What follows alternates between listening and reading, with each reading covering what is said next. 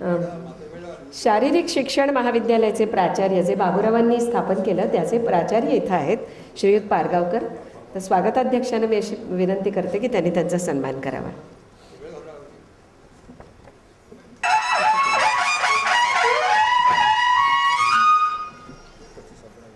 महाराष्ट्राचे माजी गृहमंत्री स्वर्गीय बाळासाहेब देसाई यांचा तडफदार वारसा लाभलेला नाही. समर्थपणे पेलून 25 वर्ष सहकार क्षेत्रात कार्यरत असणाऱ्या शंभू राजेंवरती पाटण तालुक्यातली आबालवृद्ध मंडळी प्रेम करतात. मी तर ऐकलं की पाटण तालुक्यातलं युवा शक्तीची दिल की धडकन असलेलं असे हे व्यक्तिमत्व, कारखाना चेअरमन ते आमदारकी ते राज्यमंत्री दर्जाचं सहकार परिषद अध्यक्षपद ही आजवरची त्यांची राजकीय कारकीर्द ही पुढच्या फार मोठ्या राजकीय कारकिर्दीची नांदी आहे असं म्हणूया आणि त्यांना इथं मनोगत व्यक्त करण्यासाठी पाचारण करूया. महाराष्ट्रामधले एक थोर समाजसेवक, मुंबईचे माजी महापौर आणि या जिल्ह्याचे सुपुत्र स्वर्गीय श्री बाबूरावजी शेटे साहेब यांच्या रौप्यमहोत्सवी स्मृतीच्या निमित्तानं आयोजित केलेल्या व्याख्यानमालेच्या या समारंभाचे अध्यक्ष, जिल्ह्याचे ज्येष्ठ नेते आदरणीय श्री काका,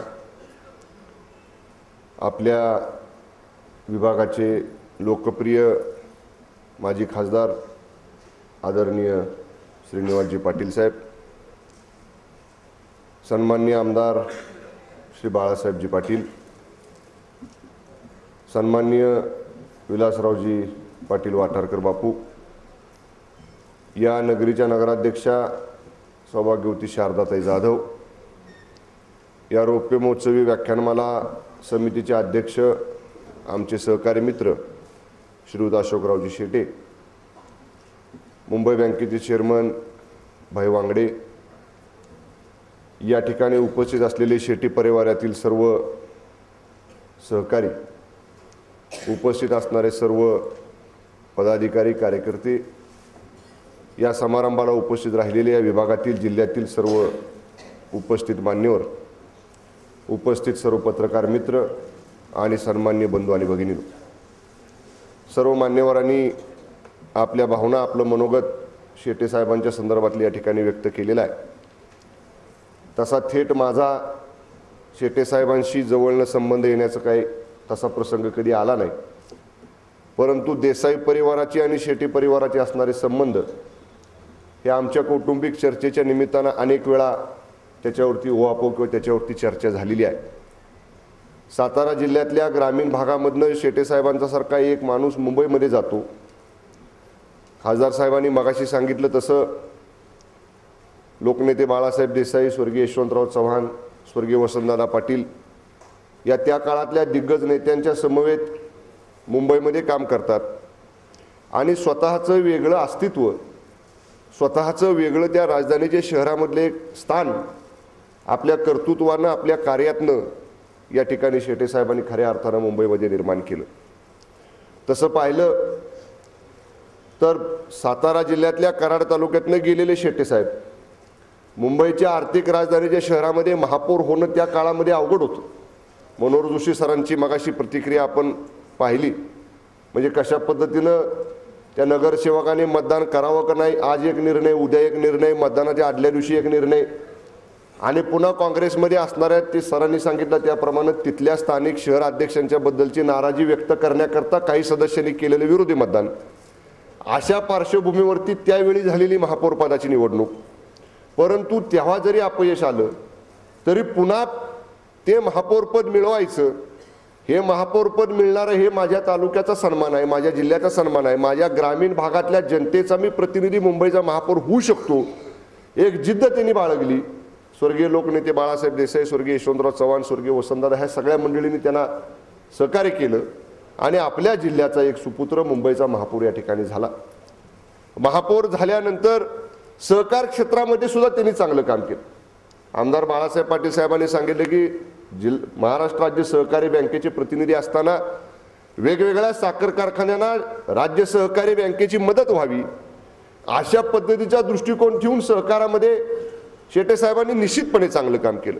मुंबई बँकेची स्थापना, मुंबई बँकेचा शाखा विस्तार आणि मुंबई बँकेमध्ये आज आपण पाहतो की बरीचशी मंडळी अधिकार पदावर ही आपल्या जिल्ह्यामधली आहेत, आपल्या कराड-पाटण तालुक्यामधली आहेत. ही आज जी मंडळी अधिकार पदावर त्या ठिकाणी आपल्याला दिसतात, हे केवळ त्या काळामध्ये शेटे साहेबांनी स्थापन केलेली बँक. माझ्या ग्रामीण भागातल्या, माझ्या विभागातल्या मुलांना तिथं संधी मिळाली पाहिजे, भविष्यात ही मुलं उच्च अधिकारी पदावर ह्या बँकांमध्ये काम केली पाहिजेत, ही दूरदृष्टी ही खऱ्या अर्थानं त्या काळामध्ये शेटे साहेबांच्या मध्ये आपणा सर्वांना पाहायला मिळाली. मी सहज आमचा मगाशी उल्लेख केला, देसाई परिवाराचा आणि शेटे परिवाराचा निश्चितपणानं एक घरोब्याचा संबंध आहे.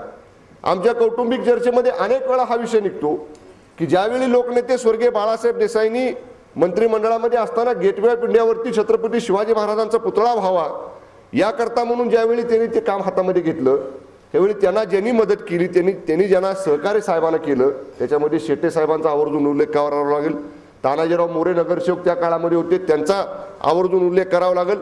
तानाजीराव मोरेंच्या कन्या मला वाटतं त्या काळामध्ये आपल्या घरामध्ये सारख्या श्रीनिवास पाटील साहेबांना कदाचित ते माहीत असेल, आमच्या आत्यांच्या बरोबर सारख्या त्या कुटुंबामध्ये असायच्या. म्हणजे ही मराठा समाजातली ग्रामीण भागातली मुंबईमध्ये आलेली मंडळी सगळ्यांना साहेबांनी बरोबर घेतलं आणि ह्या राज्याच्या राजधानीमध्ये, देशाच्या आर्थिक राजधानीच्या प्रवेशद्वारावरती छत्रपती शिवाजी महाराजांचा पुतळा व्हावा. अनेक त्या काळामध्ये त्याला संकट आली, अनेक त्या काळामध्ये तो होऊ नये म्हणून काही लोकांनी प्रयत्न केले, परंतु लोकनेत्यांच्या सारखा एक करारी नेता या पुतळ्याच्या पाठीशी होता आणि काहीही झालं तरी हा गेटवे ऑफ इंडियावर छत्रपती शिवाजी महाराजांचा पुतळा झाला पाहिजे याच्याकरता निश्चितपणाने साहेबांनी जे काम हातामध्ये घेतलं ते या सर्व लोकांच्या सहकार्याने त्यांनी या ठिकाणी पूर्णत्वाला नेतं. अगदी शिवाजी पार्कवरचा असणारा त्या मैदानावरचा सुद्धा छत्रपती शिवाजी महाराजांचा पुतळा, शिवसेना प्रमुख बाळासाहेब ठाकरे जेव्हा मरळीला आले होते तेव्हा त्यांनी या गोष्टीचा उल्लेख केला की शिवाजी पार्कवरचा शिवाजी महाराजांचा पुतळा सुद्धा बाळासाहेब देसाईंच्यामुळे झाला आणि गेटवे ऑफ इंडियावरचा पुतळा सुद्धा बाळासाहेब देसाईंच्यामुळे झाला. याचं स्वतः बाळासाहेब ठाकरे साहेबांनी सुद्धा त्या काळामध्ये याचा उल्लेख केला. आज योगायोगा छत्रपती शिवाजी महाराजांची आज जयंती आहे आणि त्या शिवजयंतीच्या निमित्तानं आपण हा कार्यक्रम घेतो. या निमित्तानं मला सुद्धा या दोन्ही पुतळ्यांचा आवर्जून उल्लेख करता या ठिकाणी आला. बऱ्याच गोष्टी शेटे साहेबांच्या संदर्भातल्या, त्यांनी केलेल्या सहकारातल्या कामासंदर्भातल्या, मगाशी बाळासाहेब पाटील साहेबांनी सांगितलं किंवा बापूंनी सांगितलं तसं ग्रामीण भागातल्या मुलांच्यासाठी मुंबईमध्ये मला काहीतरी करता आलं पाहिजे. केवळ मी महापौर झालो म्हणजे मला मान मिळाला, मला सन्मान मिळाला, माझा कौटुंबिक दर्जा वाढला, मला एक मानाचं स्थान मिळालं, एवढ्यापुरतं ह्या मंडळींनी कधी पाहिलं नाही. माझ्या पदाचा, माझ्या सत्तेचा, माझ्या परिसरातल्या, माझ्या ग्रामीण भागातल्या लोकांना मला काय फायदा करून देता येईल, माझ्या लोकांना मुंबईमध्ये कसं ताटमानेनं जगता येईल, या गोष्टीचा खऱ्या अर्थानं या सगळ्या मंडळींनी त्यांच्या जीवनामध्ये एक चांगल्या पद्धतीचं योगदान दिलं. वेळेची मर्यादा आपणा सगळ्यांच्याकडे आहे, त्यामुळं फारसं मोठं भाषण मी करणार नाही. आदरणीय काकांचं मार्गदर्शन आपणा सर्वांना ऐकायचं आहे. मी एवढंच सांगेन की अशा व्यक्ती या येतात आणि त्यांचं कार्य पाठीमागं ठेवून या ठिकाणी निघून जातात. अशोकरावनी एक भावना व्यक्त केली की चरित्र, मान्यवरांची चरित्र असणारं एक ग्रंथालय शेटे साहेबांच्या स्मृतीप्रित्यर्थ वडाळ्यामध्ये ते उभं करतायत. चांगली संकल्पना आहे. खासदार साहेबांनी मगाशी उल्लेख केला की लोकनेते बाळासाहेब देसाई साहेबांची जन्मशताब्दी गेल्या वर्षी फेब्रुवारी आणि मार्च या एक महिन्याभरामध्ये आम्ही कारखाना परिसरामध्ये वेगवेगळ्या उपक्रमातून या ठिकाणी साजरी केली. या माध्यमातून आमचा सुद्धा उद्देश तोच होता की आज जी तरुण पिढी आहे, आज जी शिक्षण घेणारी शालेय विद्यार्थ्यांची पिढी आहे, यांना ही थोर व्यक्तिमत्व माहीत व्हावीत, यांना या व्यक्तिमत्वाने किती अडचणीतनं आजचा हा तालुका, जिल्हा, राज्य घडवण्याचा प्रयत्न केलाय हे या भविष्यातल्या येणाऱ्या नवीन पिढीला माहिती व्हावं, हा त्याच्या पाठीमागचा आमचा दृष्टिकोन होता. शेटे साहेब, अशोकराव सुद्धा याच पद्धतीनं काम करतायत. त्यांच्या सगळ्या कार्याला मी मनापासून शुभेच्छा व्यक्त करतो आणि या व्याख्यानमालेच्या निमित्तानं आदरणीय स्वर्गीय बाबूरावजी शेटे यांच्या पुण्यस्मृतीला विनम्र अभिवादन करून मी माझे 2 शब्द संपवतो. जय हिंद, जय महाराष्ट्र. आता व्यासपीठावर काशीताई, आदरणीय काशीताई म्हणजे बाबूरावांच्या पत्नी आणि अशोकरावांच्या आई इथं येऊन बसलेल्या आहेत आणि त्यांचं सात्विक सुंदर असा चेहरा बघताना मला असं वाटलं की 20व्या वर्षी स्त्रीचा जो चेहरा असतो तो निसर्गानं तिला दिलेली, मात्यापित्यांनी तिला दिलेली देणगी असते.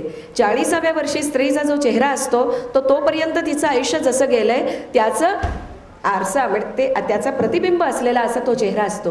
पण 60 नंतर स्त्रीचा जो चेहरा असतो तो तिच्या विचारांचं, तिनं केलेल्या श्रमाचं आणि मिळवलेल्या संस्कारांचं संचित असतं. आणि आपल्या घरातली प्रत्येक जी आई आहे ना, ही अशी सुंदर दिसते कारण तिच्या मागे खूप मोठा त्याग असतो आपल्या कुटुंबासाठी केलेला.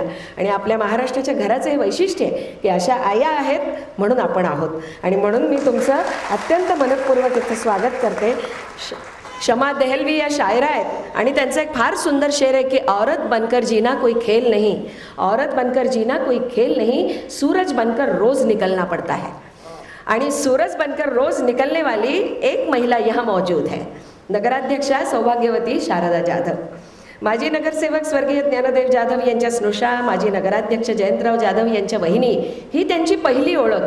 पण ती ओळख पार करून आज कराडच्या विद्यमान नगराध्यक्षा आणि त्या देखील कर्तृत्ववान नगराध्यक्षा अशी ओळख त्यांनी निर्माण केली आहे. कराड नगर परिषदेत जनतेतून थेट निवडून येणाऱ्या पहिला महिला नगराध्यक्षा हा बहुमान त्यांनी मिळवला. आणि नगर परिषदेच्या माध्यमातून विकास कामांचा पाठपुरावा करणं आणि सर्वसामान्य माणसांच्या सेवेत अखंड कार्यरत असणं ही त्यांच्याकडून केली जाणारी अपेक्षा त्या पुरवत आहेत हे आम्हाला नक्की ठाऊक आहे. शारदाताई, आपण इथं आपलं मनोगत व्यक्त करायला या.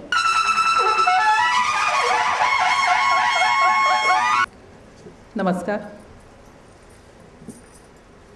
आजच्या या बाबूराव शेटे समाज प्रबोधन व्याख्यानमालेच्या रौप्य महोत्सवी वर्षाच्या निमित्तानं या कार्यक्रमाचे स्वागताध्यक्ष आदरणीय खासदार श्रीनिवासजी पाटील, आजच्या या कार्यक्रमाचे अध्यक्ष सन्माननीय विलास काका उंडाळकर, आजच्या या रौप्य महोत्सवी समितीचे अध्यक्ष संजय बाबूराव शेटे, संस्थापक अध्यक्ष अशोक शेटे, त्याचबरोबर व्यासपीठावर उपस्थित असलेले आमदार बाळासाहेब पाटील, त्याचबरोबर माजी आमदार शंभूराजे देसाई, विलासबापू वाठारकर, त्याचबरोबर या ठिकाणी उपस्थित असलेले सर्वच सन्माननीय व्यासपीठ आणि समोर उपस्थित असलेले शेटे परिवारांचे सर्व आप्तेष्ट मित्रमंडळ, कराड नगरीचे सर्व या ठिकाणी उपस्थित असलेले या शेटे परिवारांवर प्रेम करणारे सर्व नागरिक बंधू भगिनी आणि पत्रकार मित्र हो.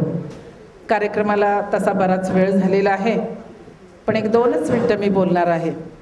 आजचा जो कार्यक्रम आपल्या कराड शहरामध्ये होतोय, खरं तर या कार्यक्रमाच्या संबंधात मागासपासून बऱ्याचशा वक्त्यांनी या ठिकाणी आपलं मनोगत व्यक्त केलं आणि त्यांचा कार्याचा संपूर्ण आलेख या ठिकाणी सांगितला गेला. आदरणीय कैलासवासी बाबूरावजी शेटे हे महापौर असताना मुंबई शहरामध्ये त्या शहरवासियांसाठी बरंचसं समाजकार्य त्यांनी केलं आणि हे समाजकार्य मगाचपासून आपण इथे सीडीवरती पाहिलं. आणि आज या कार्यक्रमाच्या निमित्तानं सीडीचं प्रकाशन, त्यांच्या पेपरमधल्या सर्व कात्रणांचं प्रकाशन आणि त्यांनी त्यांच्या आयुष्यामध्ये सामाजिक कार्यामध्ये कशी प्रगती केली, सर्वांना आपलेसं करून त्यांच्यासाठी आपण निश्चितपणे काय करू शकतो या बाबतीत जे एक महान कार्य केलं याचा उल्लेख मागासपासून सर्वांनी केला. त्यांनी या महापौर पदाच्या काळामध्ये बऱ्याचशा मंत्री महोदयांशी भेटीगाठी घेतल्या आणि हा समाज सुधारण्यासाठी, बांधवांनी एकत्रित येण्यासाठी आणि त्याच्यातून आपल्या समाजाचा विकास झाला पाहिजे हे त्यांनी दाखवून दिलं. येळगावमधून मुंबईमध्ये डायरेक्ट महापौरपदी त्या ठिकाणी ज्यांची निवड झाली त्यांचं कार्य जर आपण पाहिलं तर अतिशय उल्लेखनीय कार्य आहे. तसं पाहिलं तर आजचा कार्यक्रम हा तसा कराड शहरामध्ये उशिराच झाला म्हणायला हरकत नाही, पण उशिरा का होईना कराडच्या लोकांना असं वाटतं की या विभागामध्ये ह्या कराड शहराला एक आगळी वेगळी परंपरा आहे. या परंपरेनुसार कैलासवासी यशवंतरावजी चव्हाण साहेबांच्या कर्मभूमीमध्ये आपण असे विविध या ठिकाणहून गेलेले व्यक्ती आणि त्यांच्या व्यक्तिमत्वाची जडणघडण त्यांच्या या सामाजिक कार्यामध्ये कशी होत गेली ते आपण खरं तर या कराडमध्ये दाखवलं पाहिजे आणि त्याचं समाज प्रबोधन झालं पाहिजे. आणि त्या निमित्तानं अनेक लहान कार्यकर्ते, त्यांच्या कुटुंबातली माणसं ही त्यांच्या पाठोपाठ अशाच पद्धतीचं समाजकार्य करू लागतील या उद्देशानं हा आज या ठिकाणी जो कार्यक्रम घेतला, त्या कार्यक्रमाला खरं तर माझ्या वतीनं हार्दिक शुभेच्छा आहेत. आज या कार्यक्रमाच्या निमित्तानं कैलासवासी बाबूरावजी शेटे यांच्या वहिनी कुसुमताई पवार या माझ्याबरोबर एक नगरसेविका म्हणून काम करीत होत्या. अत्यंत उल्लेखनीय काम त्यांनी कराड नगरीमध्ये गेल्या पंचवार्षिकमध्ये माझ्याबरोबर सहकारी या नात्यानं त्यांनी समाजासाठी काम केलं. त्याचबरोबर त्यांचे पुत्र हनुमंतराव पवार हेही या कार्यामध्ये सतत सामाजिक कार्य करीत असतात आणि म्हणून कुठंतरी एक वृक्ष लावण्याचं, छोटंसं रोपटं लावण्याचं काम शेटे यांनी केलं. पण ते वृक्ष किंवा ते छोटंसं रोपटं हे वृक्षाच्या या ठिकाणी आणण्यासाठी बरेच त्यांच्या कुटुंबातली लोक त्यांच्या पाठोपाठ काम करत आहेत. ही एक अभिमानाची गोष्ट आहे. या ठिकाणी गोळेश्वरचे खाशाबा जाधव कुस्तीवीर यांचाही कार्यक्रम गेल्या 2-3 महिन्यामध्ये ज्या पद्धतीनं कराडमध्ये या कुस्तीच्या चषक स्पर्धा झाल्या, त्याच पद्धतीनं आज ही व्याख्यानमाला कराडमध्ये होत आहे. खरं तर कराडचा नावलौकिक वाढण्यामध्ये अशा प्रकारचे उपक्रम हे या ठिकाणी घेतले जातात. या निमित्तानं या संयोजक वर्गाचे मी मनापासून आभार मानते. आदरणीय अशोकरावजी शेट्टे आणि त्यांच्या पत्नी यांनी या ठिकाणी हा कार्यक्रम घेतला आणि जे शेट्टे यांनी कार्य केलं, जरी मुंबईत राहून कार्य केलं तरी त्यांची आपल्या या विभागातली ओळख त्यांनी सातत्याने टिकवून ठेवली आणि या ठिकाणी समोर उपस्थित असलेल्या सगळ्या नागरिकांना त्यांच्याबद्दलचं सर्वच त्यांनी जे जे काही केलं तो खजिना या निमित्तानं आपल्या सर्वांसमोर दाखवण्यात आला, त्याची सीडी दाखवण्यात आली, देण्यात आली. या प्रकारे जो माणूस एक चांगलं काम समाजामध्ये करत असतो त्याची कुठेतरी प्रचिती आणि ओळख ही झाली पाहिजे. आणि या निमित्तानं या सर्व लोकांनी हा जो उपक्रम या ठिकाणी घेतला, ही व्याख्यानमालेचं रौप्य महोत्सवी वर्ष घेतलं, या निमित्तानं कराडच्या विकासाला एक भर पाडणारच कार्य झालं असं म्हणायला हरकत नाही. आजच्या या कार्यक्रमाच्या निमित्तानं या शेटे कुटुंबियांनी आम्हाला या ठिकाणी बोलावलं, 2 शब्द बोलण्याची संधी दिली, याबद्दल त्यांचे मनापासून आभार मानते आणि या ठिकाणी थांबते. जय हिंद, जय महाराष्ट्र. विकास काका असं ज्यांचा उल्लेख करतो त्यांना आदरपूर्वक अध्यक्ष या नात्यानं इथं पाचारण करते.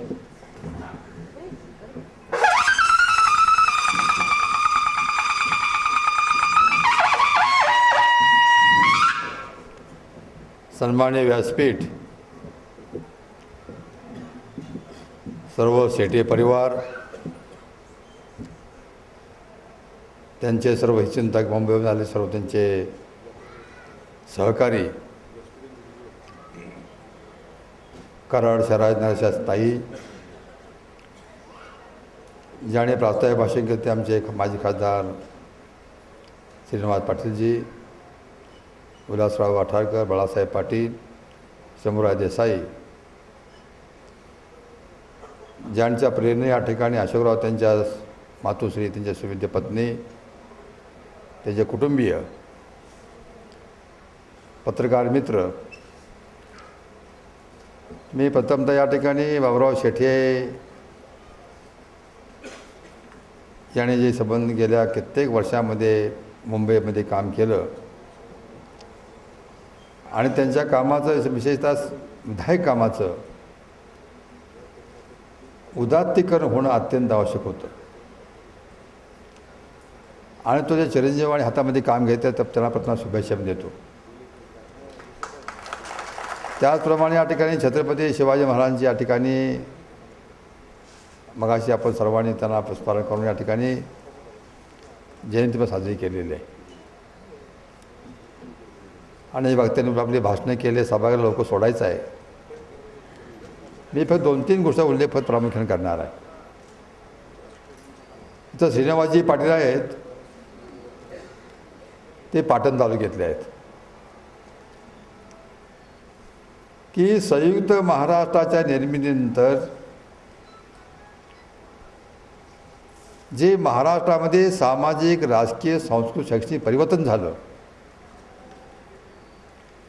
आणि त्या परिवर्तनाचे खरे शिल्पकार कैलासवासी यशवंतराव चव्हाण,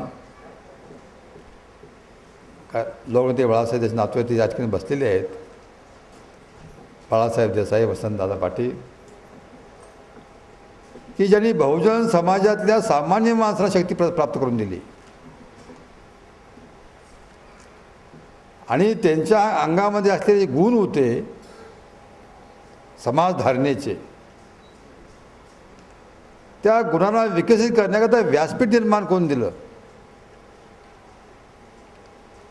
म्हणून या ठिकाणी खेड्यापाड्यातील दुर्गम भागातली, दुष्काळी भागातली माणसं मुंबईमध्ये या ठिकाणी गाडा ओढण्याकरता गेली, पोटापाण्याची व्यवस्था करण्याकरता गेली, मुंबई बंदरामध्ये काम करू लागली. असे अनेक बाबुराव शेटे मुंबईमध्ये निर्माण झाले. अण्णासाहेब या ठिकाणी पाटलांचा उल्लेख करणंसुद्धा अत्यंत आवश्यकता आहे. ज्यांनी श्रमजीवी जनतेला माथाडी कामगार म्हणून मान्यता प्राप्त करून दिली,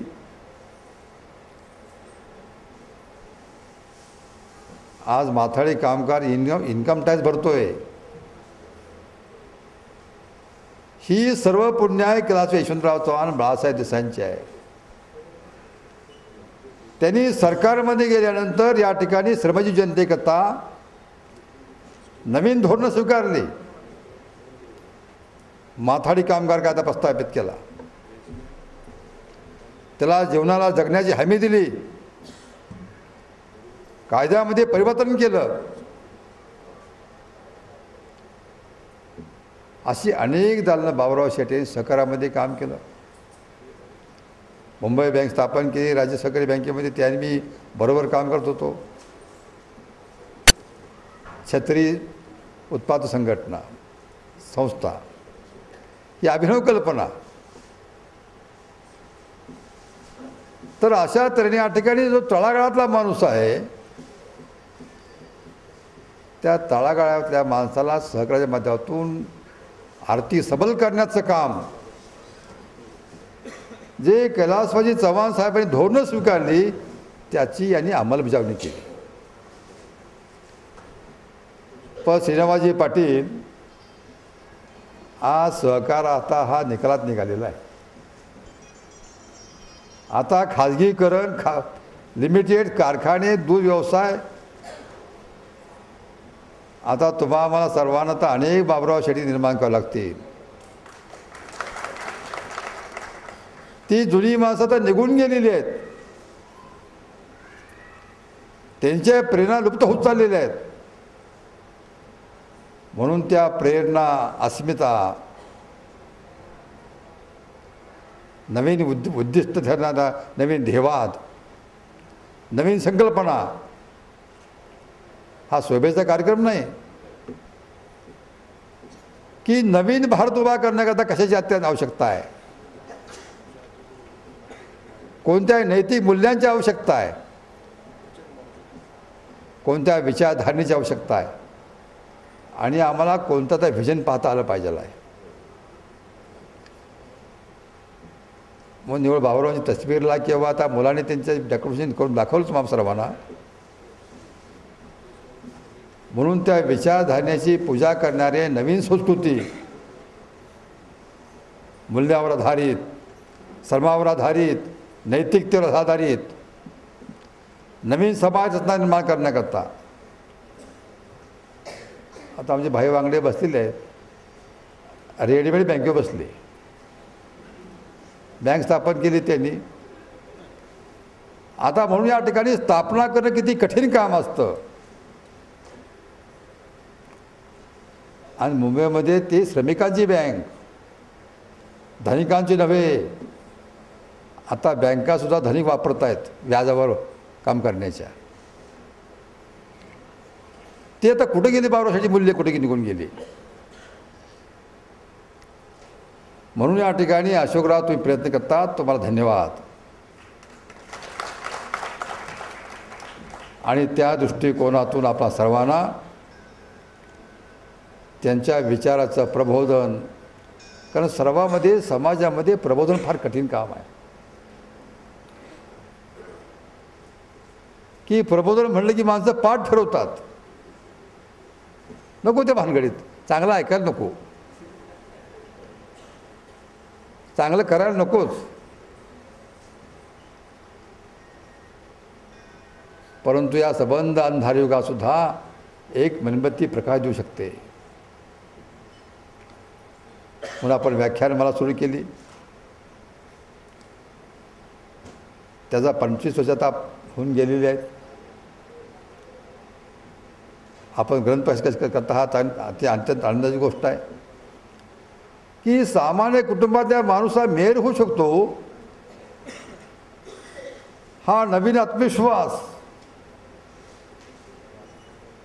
किंवा अण्णासाहेब पाटील हा त्या ठिकाणी श्रमजीवी काम करणारा माणूस या ठिकाणी मुंबईमध्ये जाऊन या ठिकाणी MLC होऊ शकतो, आमदार होऊ शकतो. कारण मला या ठिकाणी श्रीनिवास पाटीलजी मी 85 साली पहिल्यांदा आमदार झालो तेव्हा त्यांना मतदान देण्याचा अधिकार मला प्राप्त झाला अण्णा पाटलांना.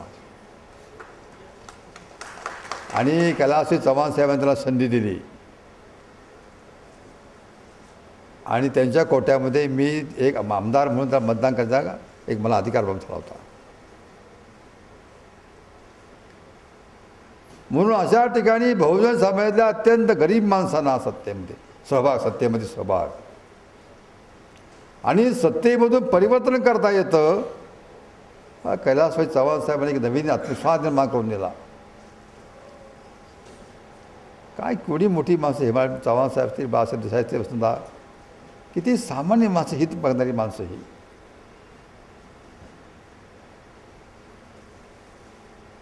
की सरकार कसा करता पाहिजे आहे, शासन कुणा करता.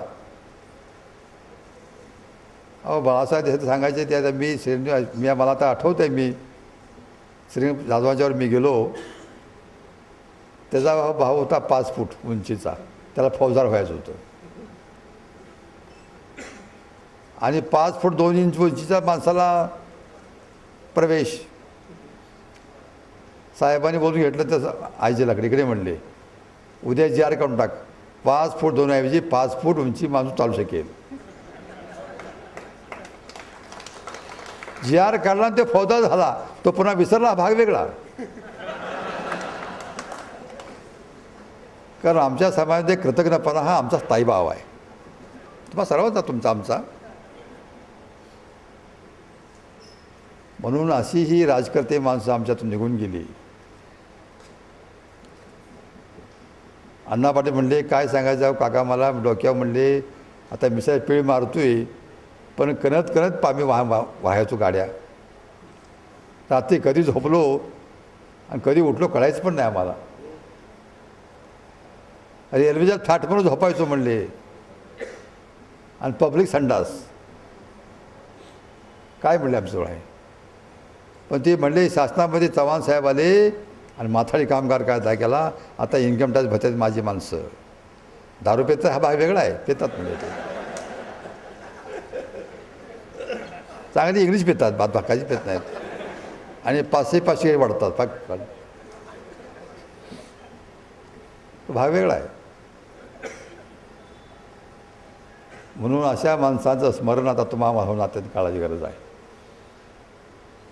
त्यांच्या विचार मूल्यांचं, श्रमाचं, प्रतिष्ठेचं. म्हणून या ठिकाणी त्यांनी ज्या ज्या संस्था स्थापन केलेल्या आहेत त्यांचं मगाशी आहे ना BEd कॉलेज, फिजिकल कोणतं कॉलेज आहे, BPEd कॉलेज आहे. त्या कॉलेजमध्ये मी गेलो होतो. बँक आहे, छत्री उत्पादन संस्था आहे, अशा अनेक संस्था त्यांनी मोठ्या प्रमाणामध्ये मुंबईला प्रस्थापित केल्या आणि गरीब भागातली सत्तेमध्ये माणसं पाठवली. अधिकारी बनले, त्यांची चूल पेटली गेली. त्यांची मुलं आता कॉन्व्हेंट स्कूलमध्ये जाऊ लागली. ही त्यांच्या विचारधारेचे पुण्य आहे. आणि म्हणून या ठिकाणी त्यांच्या प्रतिमेला मी प्रणाम करतो. म्हणून त्यांच्या गावामध्ये त्यांच्या मुलांना म्हणलं ठीक आहे काय तुम्ही गावात करताय का नाही म्हणलं. संजय शेट्टी अशोकला म्हणलं स्मारक बिर का बाबाराव ह्या गावचे होते तर लोकांना कळू द्या. म्हणून मी माझ्या फंडातनं म्हणजे स्थानिक प्रयत्नातून बाबुराव शेट्टे यांचे त्यांच्या गावामध्ये आम्ही स्मारक उभं केलेलं आहे. त्यांच्या नावाने स्मृती हॉल उभा केलेला आहे. तर अशा तऱ्हेने या ठिकाणी त्यांचा कार्याचा गौरव समाजापुढे येणं अत्यंत काळाची गरज आहे. तो नवीन समाज निर्मितीकरता अत्यंत आवश्यकता आहे. आणि अशा तऱ्हेने या ठिकाणी की सामाजिक कुटुंबातली सत्तेमध्ये माणसं जाणं ही आमच्या राजकर्त्यांची एक नीती होती आणि त्यामध्ये त्यांना फार मोठं यश मिळालं. परत मी या ठिकाणी शेट्टी कुटुंबीय अशोक त्यांचे सर्व परिवार बरं झालं अशोकराव शेट्टी मधल्या काळामध्ये लुप्त झाले होते, कुठे गेले कळतच नव्हतं. पण आता निदान वडिलांच्या कामात मग झालेत. तुम्हाला सर्वांना शुभेच्छा. परत सर्वांना शुभेच्छा. जय हिंद, जय महाराष्ट्र. अध्यक्षांचे मनःपूर्वक आभार. समाज मनाची जाणीव असणारा नेता आपले विचार कसे व्यक्त करतो याचे अतिशय सुंदर असं उदाहरण आपल्याला अध्यक्षीय भाषणातून मिळालं. त्यांचे पुन्हा एकदा आभार मानते. सांगतेच्या क्षणाकडे आपला हा संपूर्ण सोहळा आलेला आहे. त्याच्यामुळे आता यानंतर काय त्याची आपल्याला जाणीव करून देते.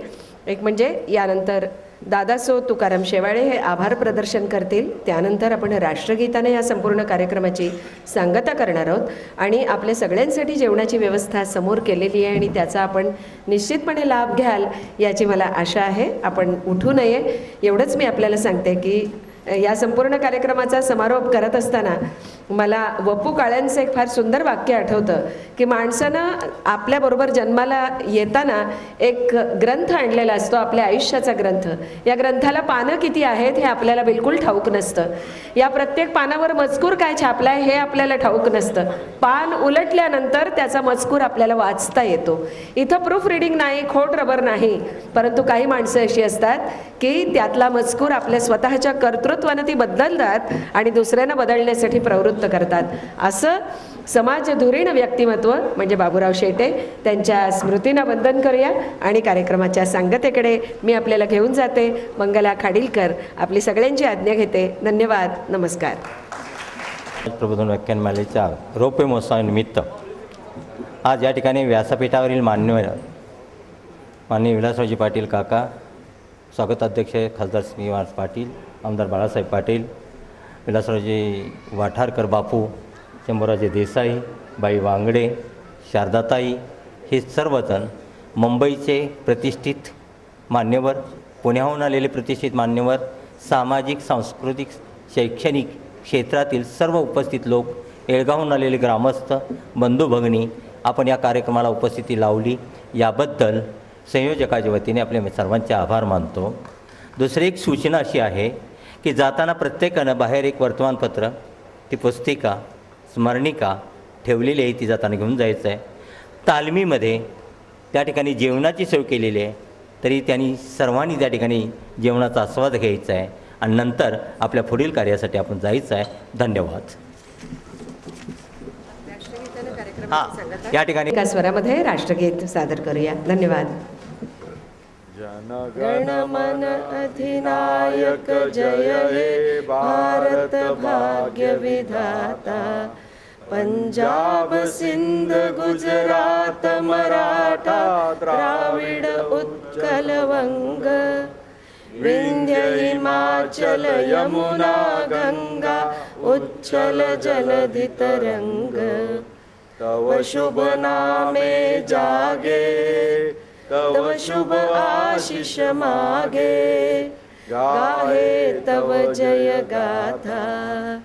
जनगण मंगलदायक जय हे भारत भाग्य विधाता.